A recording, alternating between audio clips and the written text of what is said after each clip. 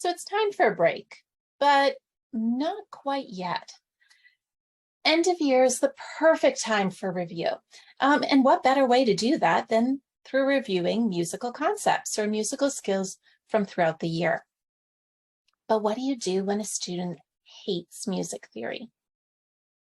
So I'm going to be sharing 3 categories of fun, engaging music theory ideas that you can use in your studio for the end of the year that will bring smiles instead of sighs.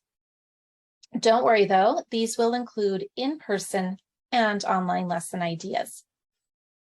If we haven't met before, I'm Rosemarie Penner, and I want it all. I want balance in juggling work life with family life with twins, while still having time and energy to be creative in my teaching.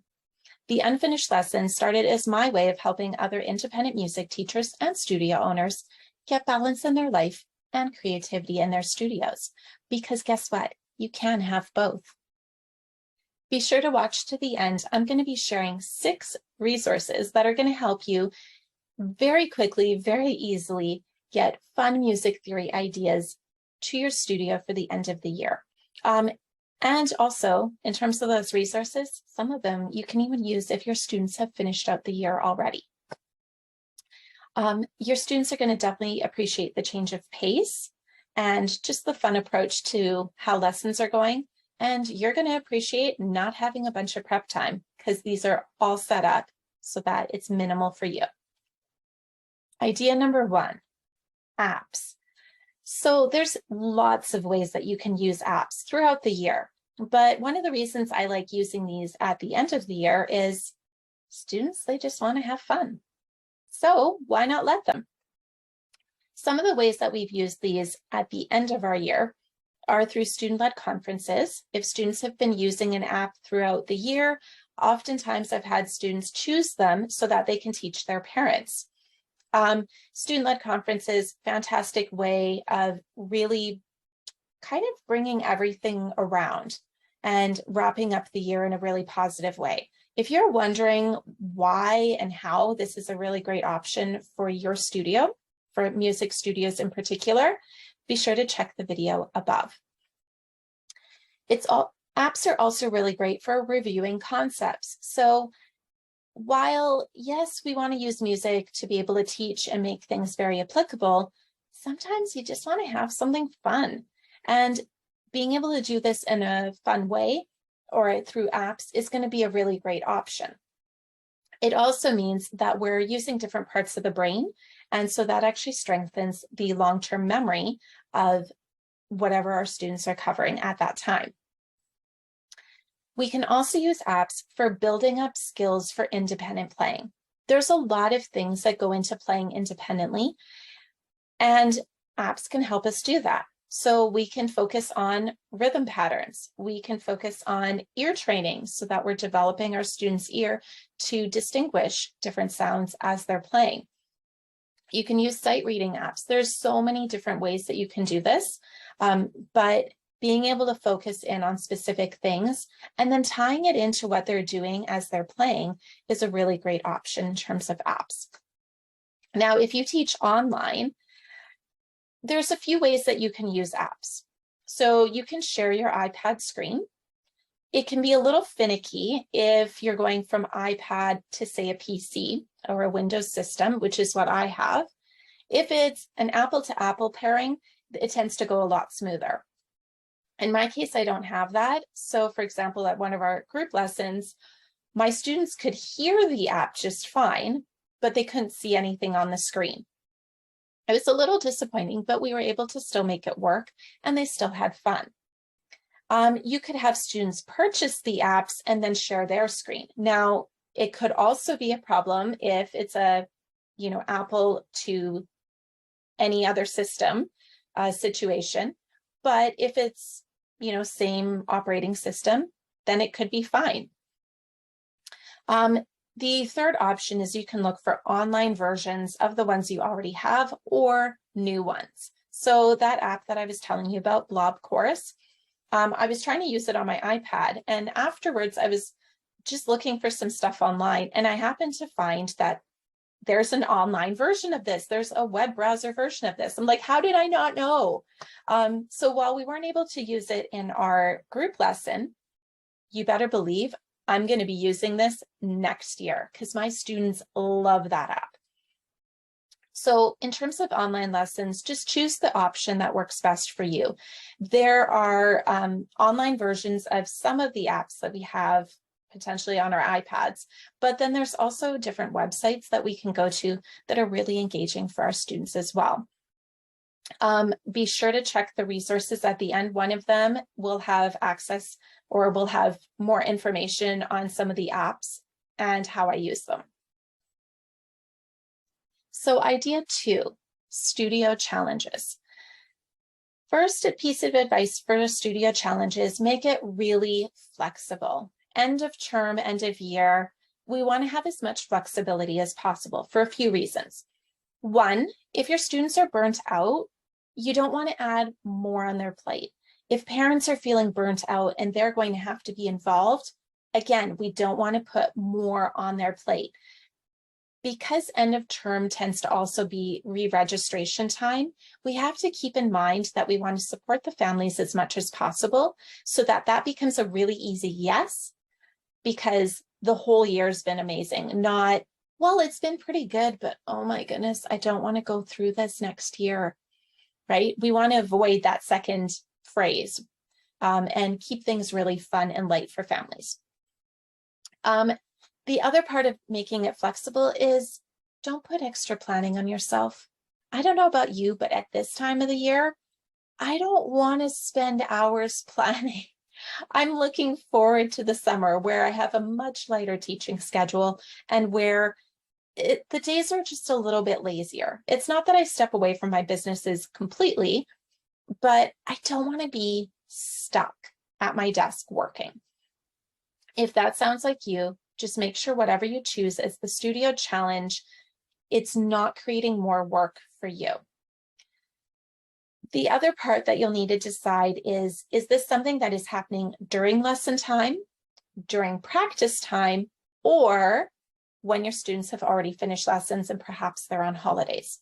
Now, I've done challenges for all 3 of these. Obviously, during lesson time, the easiest because you're the one that's in control then.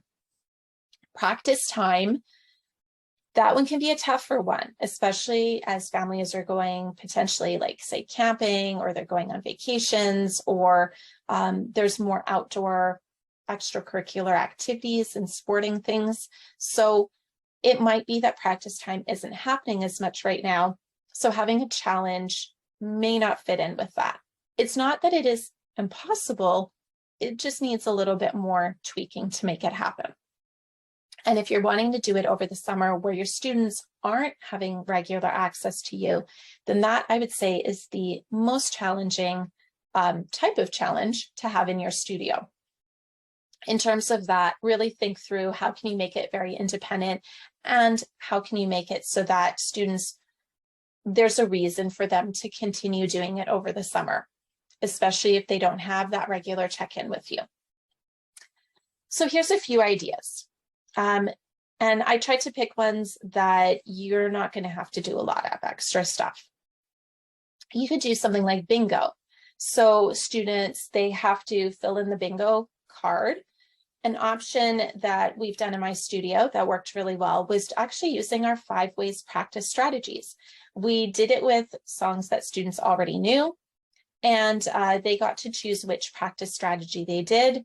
And if they were doing it in lesson, then they could mark it off during lesson time, or if it was during the week, which I gave them the option, they could do that, then they just had to send me a video. The advantage of they send me a video is that it meant I could share it on social media, which of course for marketing can be pretty amazing. You could do sight reading. Now, honestly, this can be as simple as grabbing whatever you want. Dozen a day is one that I've used quite a bit with my, or when I've done sight reading that I use quite a bit with my students, but Piano Safari has the sight reading cards. What you can do is you could make it that not only are they sight reading, but then they have to change something. And so you can dictate what those changes are, or You could just have, for example, the bingo card idea or a list of ideas. Things like when it changes direction, you have to play the note twice, but stay within the overall tempo. So all of a sudden your quarter note becomes eighth notes, 2/8 notes, and things like that.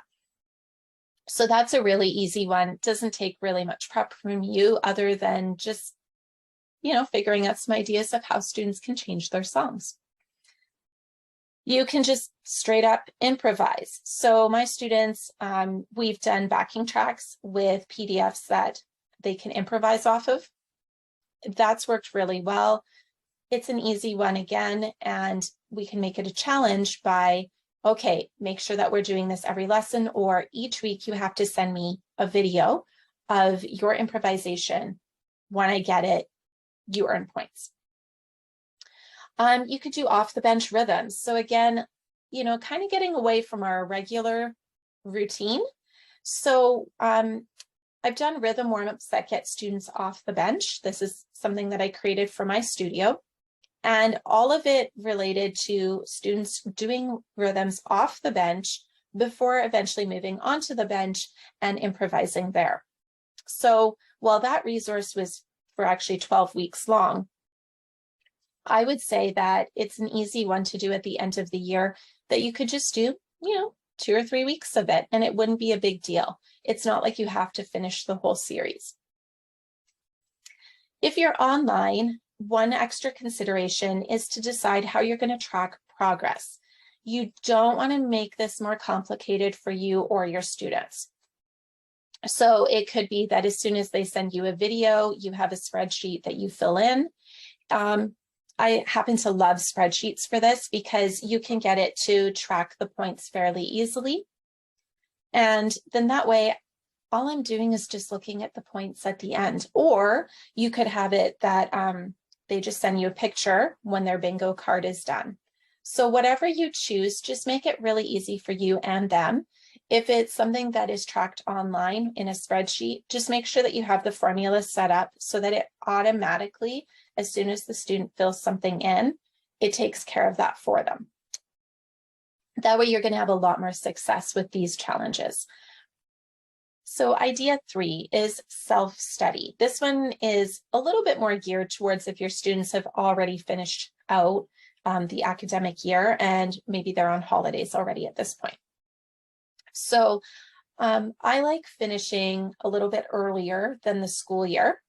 And the reason for that is it gives me time to actually start preparing for the upcoming year. It also means that I'm not dealing with students that are doing a lot of exams and a lot of projects and probably haven't practiced. But I like to make sure that I do send something out so that my students that want to, or parents that want their kids to do this, they have a little project that they can complete before the end of the month. And parents feel like their tuition payment for June isn't like, well, you only taught like a couple lessons, but I paid for the whole month.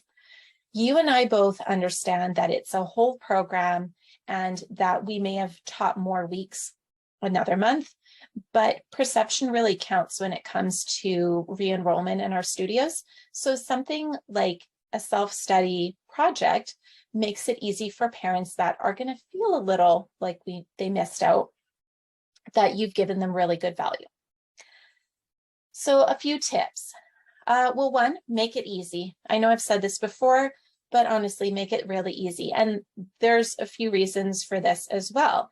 One, choose activities that your students have already done. Or make sure that you've got really, really good tutorial videos to show them how to do the activity. The reason for this is if you don't do that, then it's going to backfire. Parents are going to get frustrated because their kids are frustrated. And then that means you get emails, calls, or texts saying, I don't know what to do here. What do you want us to do? And I don't know about you, but those typically come when I'm not in my office, right? They're happening during practice time. So that's typically either when I'm teaching or I have family time and I'm not in my office and I don't want to be, answering texts or calls or emails on my phone during that time. I've stepped away from work. So just make sure it's really easy.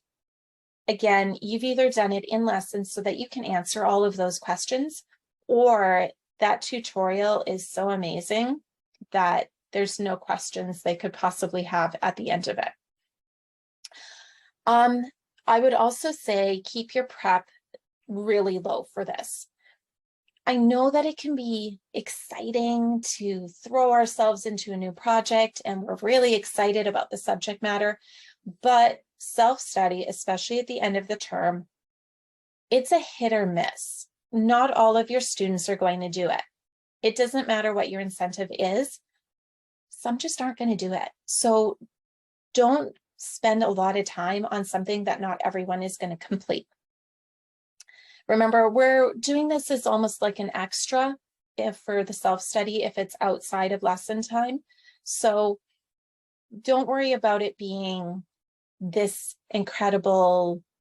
We want it to be incredible, but don't spend a lot of time on it, I guess is my point. So here's a few ideas. Digital escape rooms. My students actually at our last group lesson, when I asked what they wanted more of next year, digital escape rooms came up. They really love them. These are one of the few activities that they will do outside of lesson time. Not all the time, but at this time of year, yeah, they would love it to be able to have the digital escape room. And I love it because I already have it set up so that I don't have to mark it. So if you're wondering what that looks like in the studio, just check out the video above for how digital escape rooms work in a musical studio. The other idea that I would recommend is music that is well below their level. So I would go 2 or 3 levels below. And if you want to avoid the I'm not sure what to do, then also make sure it's pattern-based or rote-based, and then tutorial videos to go along with them. The reason that you want to do this is, again, you're making sure you have less on your plate. Now, I will say if you're doing tutorial videos, I'm a big fan of doing them during lesson time. If you've already finished lessons, then you know what? Just see it as an investment that you can save those videos and then use them with other students in the future. So this one does require a little bit more prep work, but you can absolutely do it. If you're looking for, options for that, like I said, yeah, make sure it's patterns, really heavily rely on patterns, or rote, because once you show it in a video, rote just means that you're teaching it in a way that it's easy to memorize those. So as promised, here are 6 resources that are going to help you be able to have those fun music theory ideas for the end of the year, but at the same time, little to no prep for you. The key here is that we want to end as strong as we started. The beginning and end of anything is what most people remember.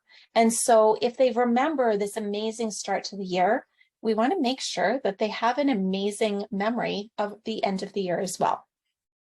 So here are the ideas.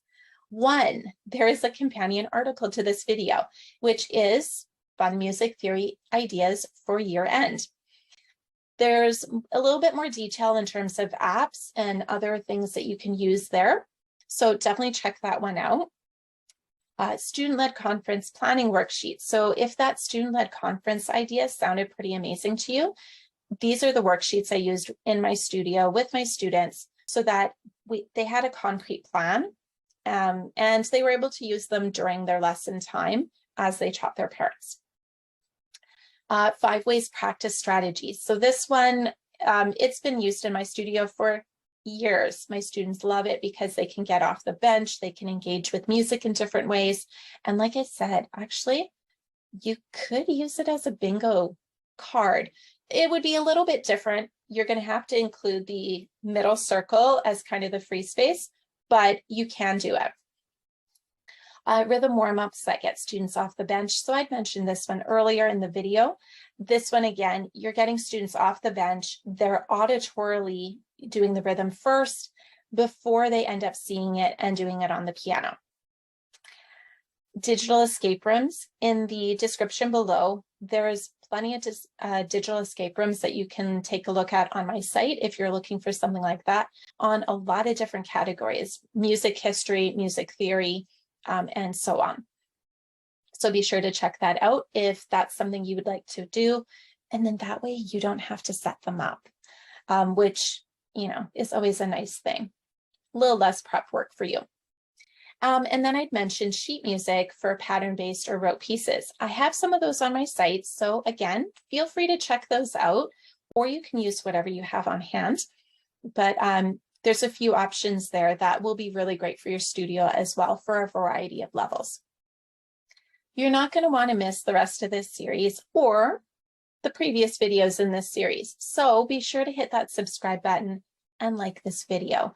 It'll let me know that you want more content like this, more ideas like this to help you in your teaching, and be able to be creative while not having to give up on the balance of, a life outside of work.